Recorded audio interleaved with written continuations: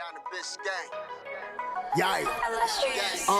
5 on the floor, ride for my dogs. Where here's the thing, you can check the score.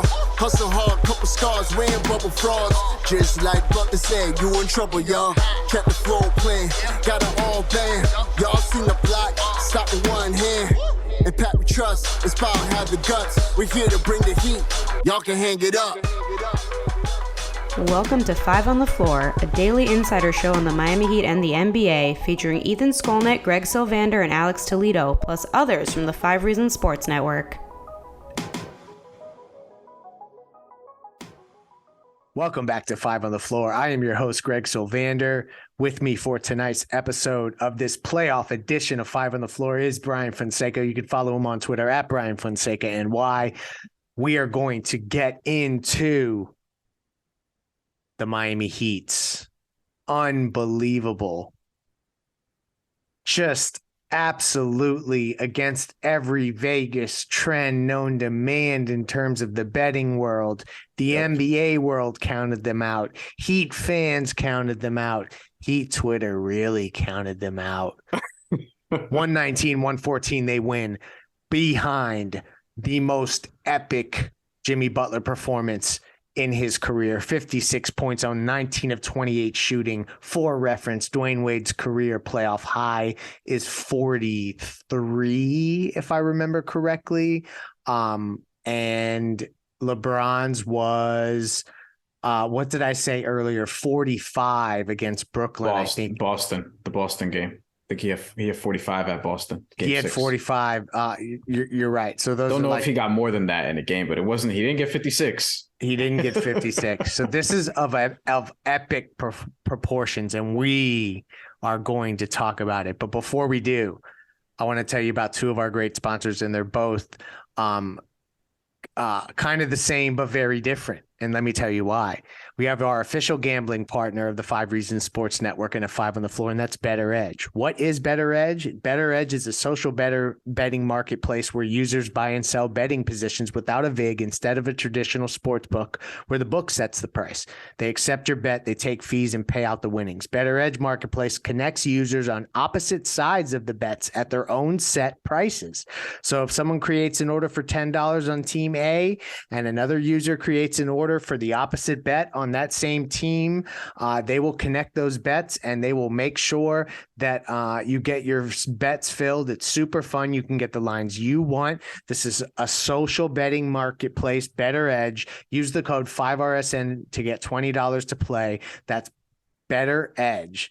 5RSN, that gets you $20. And then our daily fantasy partner, which everybody knows that we're playing it all day, every day.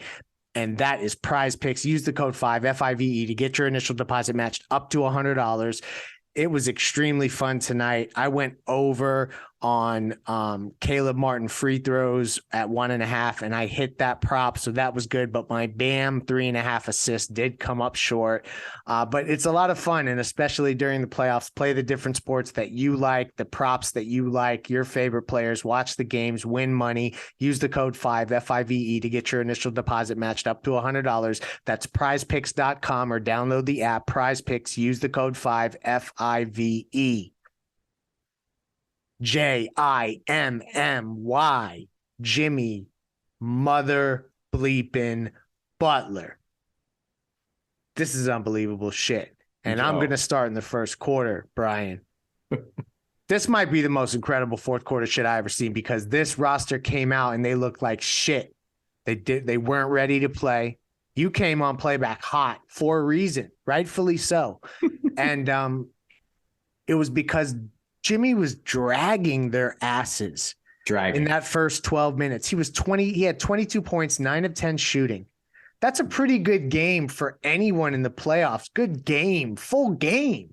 That's what he did in the bleeping first quarter. Jimmy Butler was absolutely incredible in this game tonight. I'm not going to go over his stat line yet because I want you to wax lyrical on what you saw from Jimmy Butler against Milwaukee. The Heat take a commanding 3-1 lead. They hold serve at home. Thoughts on Jimmy, thoughts on the Heat's victory. The mic is yours. When I saw them begin, at a 15-5 deficit, I jokingly put in our 5 reasons chat 2-2 because it just looked awful to start. And then Jimmy Butler, as you said, dragged them with 20 points in the first quarter, or was it 22? I don't remember. Doesn't quite matter.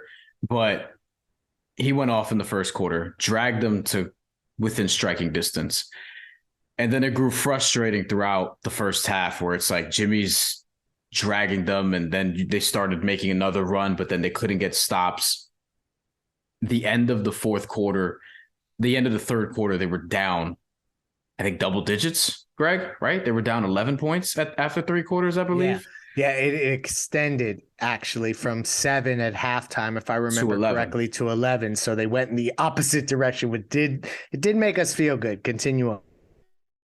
It looked highly discouraging from that point. And it was like, how are they going to cut into this lead without hitting some shots, getting some stops, play basketball, play good basketball. And then Jimmy Butler just starts going insane.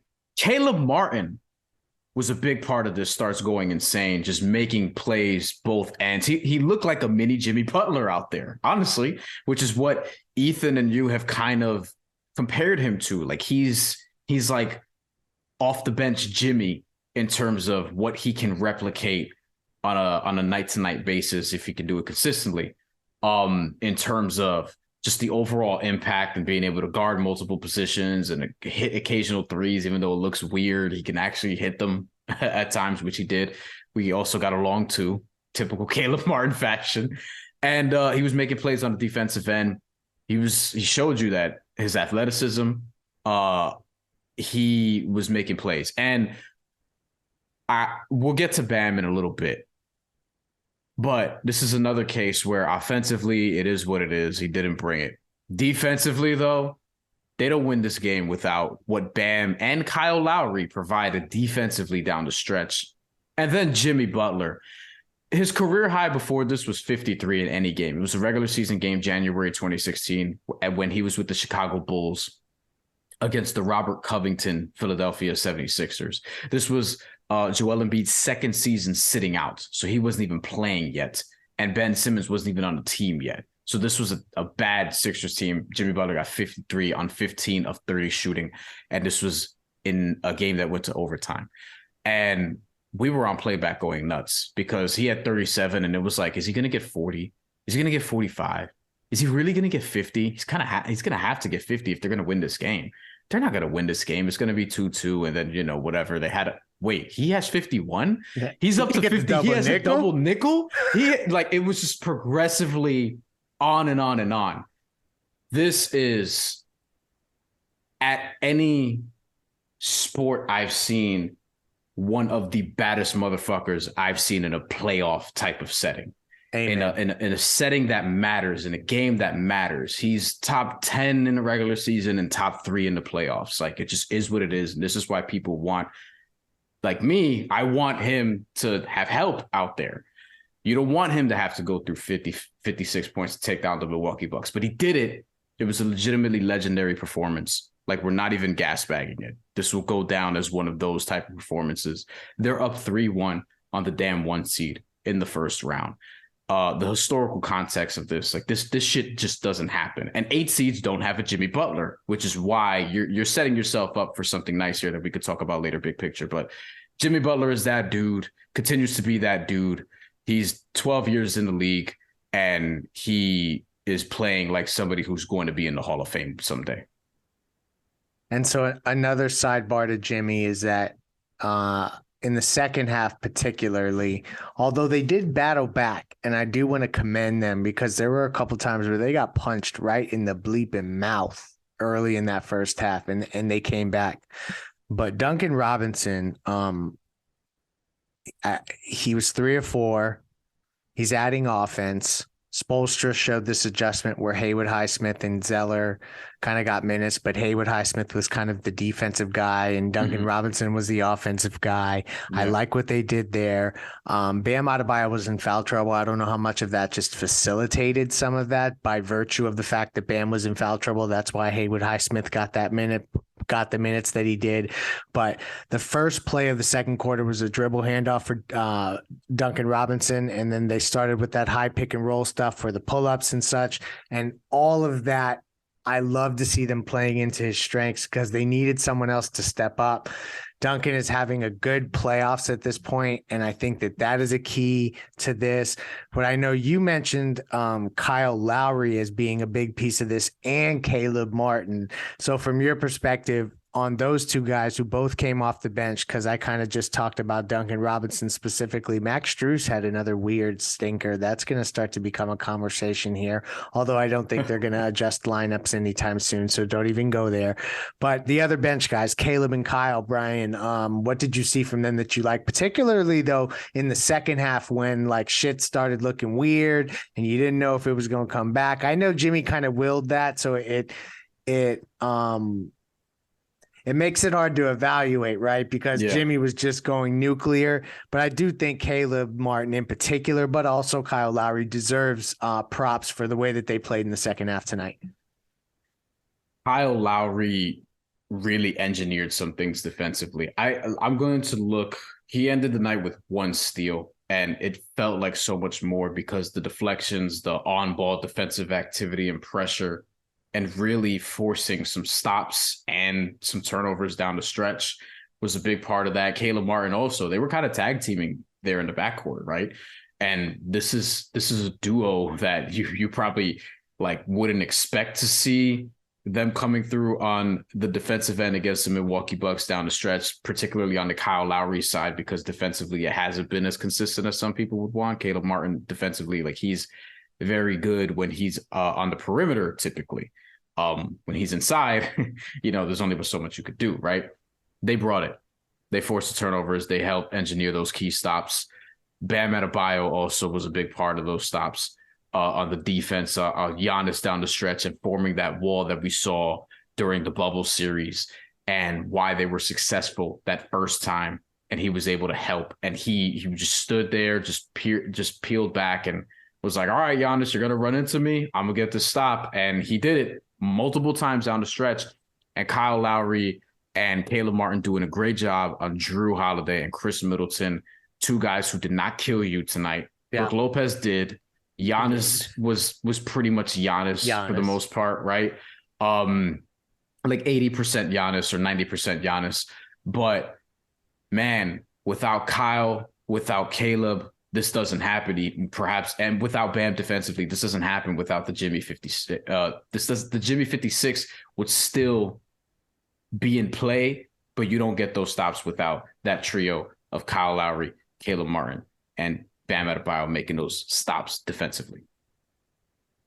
Yeah, I was really pretty damn surprised that the bench played as well as they did, because there had been I didn't know what they were going to be able to go to. Now Vic was out of the rotation, so they obviously were lacking stuff. They were having to rely on Gabe early, and Gabe looked like he was being rushed. So Gabe and Max both had weird games overall, and Kyle and Caleb made up for that in large part. Haywood Highsmith had his moments. We're going to talk about the fourth quarter specifically, and we're also going to talk about Bam Adebayo, because we need to get into his performance tonight. And so we're going to address that after the break. But before we do, I'm going to tell you about one of our great sponsors, one you know well and connected to me, because I'm always doing these live reads. We had no disasters tonight, folks. And if you're a South Florida property owner with an insurance claim, if you're dealing with water, mold, fire damage at your home or business, are you having trouble finding a local 5-star rated general contractor that's fully licensed, certified, and insured? The answer is you got to go to Water Cleanup of Florida. They're here for you 24 hours a day with over 60 years of combined experience. Michael, Robert, George, and the team is prepared to handle any size property damage disaster. You hear that? Any size property damage disaster. Water Cleanup of Florida is also licensed general contractor, so they provide A to Z service, one-stop shopping. They are an authorized dealer of Eurocraft cabinets, so premier, kitchen, bath, laundry, cabinetry, countertops, other accessories are available for your viewing at their showroom in Boca Raton. Or if you prefer to shop from your home or office, Water Cleanup of Florida will send you one of their design specialists with samples and products that fit your style and budget. They're really going above and beyond to get involved in so many different aspects of improving your home and protecting your home. Call Michael at any time on his personal cell, 954-579-0356. That's 954-579-0356, or the website, wcufl.com. Water Cleanup of Florida. They got 80-star, 5-star reviews on Google and Facebook. If you have the schmutz, they have the guts. So I couldn't defend Bam. Not tonight. Me either. He started out and he was tentative. He missed easy shots. He looked indecisive. He didn't look at the basket. He was not controlling his dribble, super loose with the handle. That was killing me. Missing defensive assignments. I'm telling you, I felt bad. I felt like, holy shit, we're watching him melt down in front of me.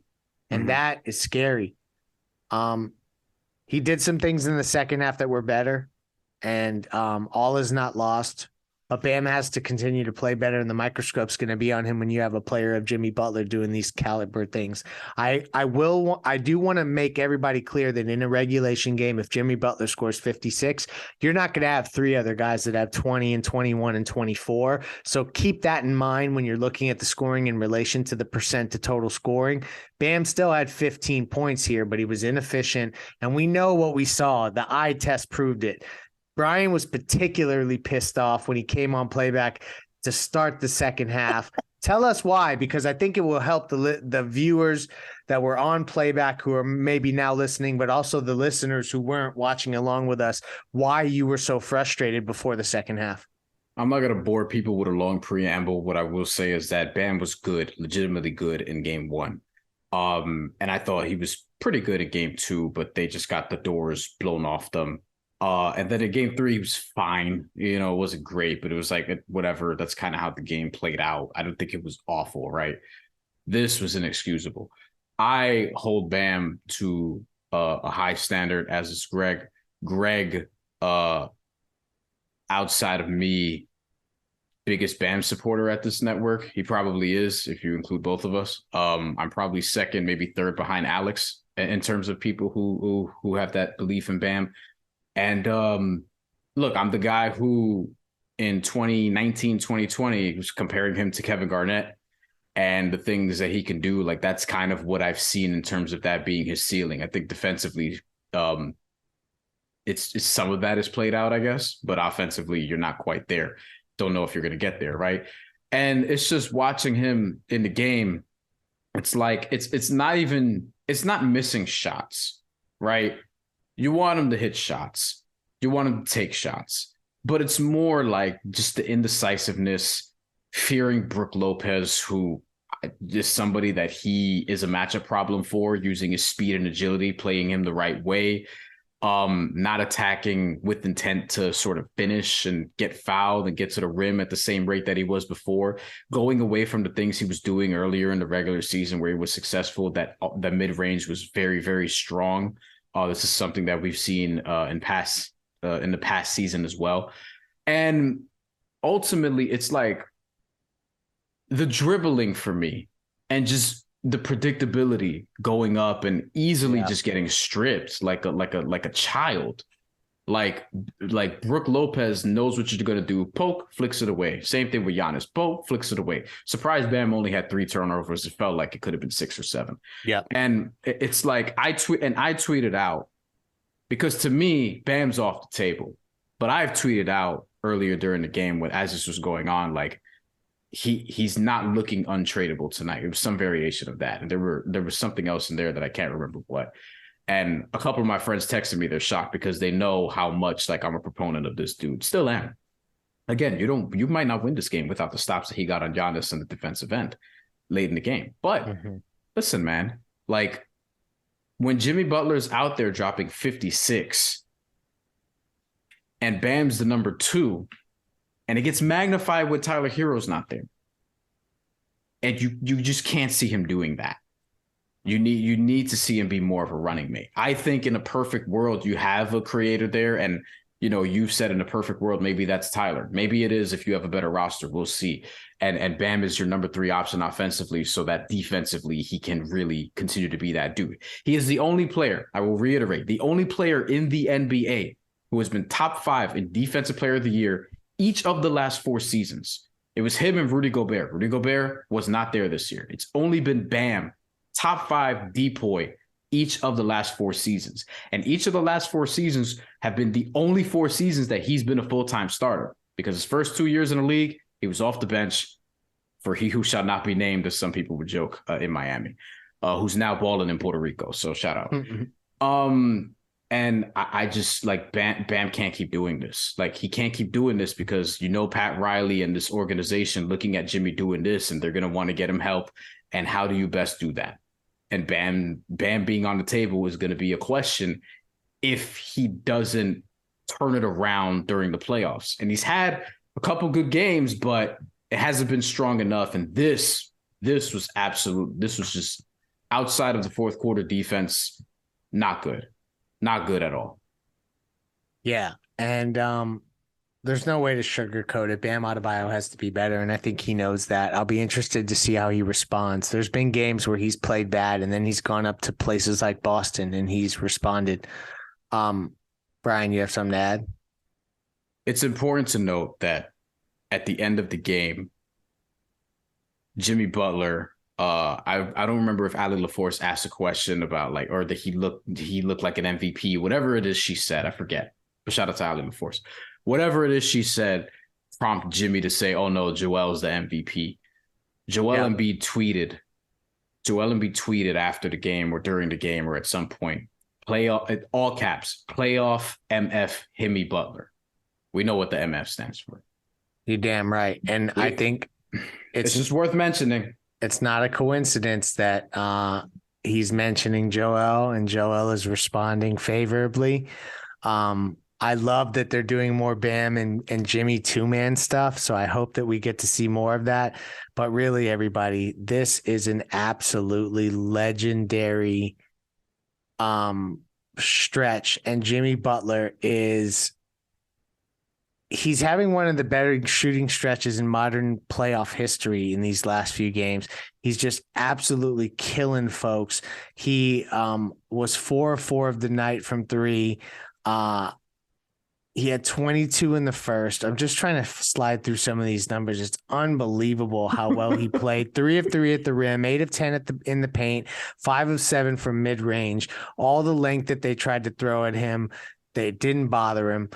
So just really take in the fact that this team is up 3-1.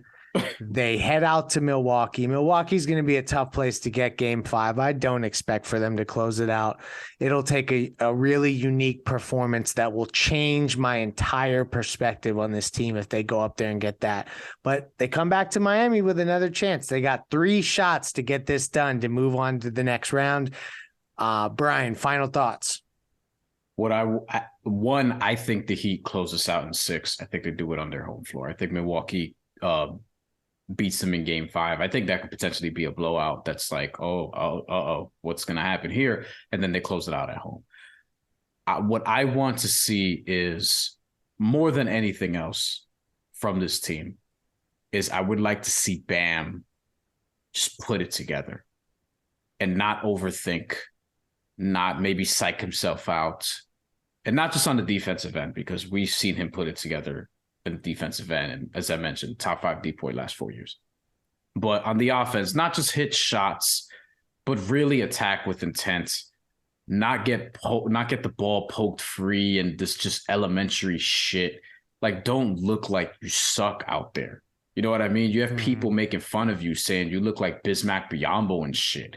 And we heard the legendary story that Zach Lowe reported on, where Bam is being questioned as to whether or not he could guard a guard, and the Heat are putting him through all these drills, and he's yelling, "You got me fucked up," at Pat Riley, or however that story went.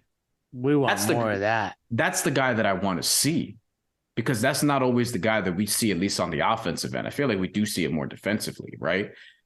I that's where I'm at. Is I want to see. I don't want to see Jimmy Butler have to get 56 points for this team to win a game. And it's going to be Bam magnified now with Tyler Hero out. And this was a series that with Bam, it's going to be tough for him in general, because let's be honest, Brook Lopez, Giannis, you have size you could throw on him, but you have to take advantage of when you have Drew Holiday, when you have Pat Connaughton. Because Charles Barkley, we should mention this, Charles Barkley and Shaq on TNT were saying this about Bam at halftime. They were kind of like, yo, if you have Pat Connaughton, put him under the basket. If you have Drew Holiday, and teams are content. Milwaukee is content with throwing guards at him, because Bam's just going to psych himself out and put up a weak shot or turn the ball over or whatever. Punish these motherfuckers. That's what I want to see. So I'm not going to give my game 5 takes yet, but I'll just say that I'm definitely going to rewatch this one, because this was a lot of fun. I went back and looked again, and I forgot if I've already mentioned this, so sorry if I'm having a senior moment, but Dwayne Wade was 46 and LeBron James was 49 in terms of their highest playoff point totals. So Jimmy Butler was ahead of both of those, and that is unbelievable stuff. This is a night for Jimmy Butler to cement himself in Heat history, and this was a huge win to go up 3-1 against the 1-seeded Bucks, who got Milwaukee back. They got that shot in the arm to guard Middleton and Drew so well. It speaks to that maybe they've got a little more guts than we expected. It's not so pretty, but it doesn't have to be pretty to necessarily exceed expectations that we've tempered back a lot.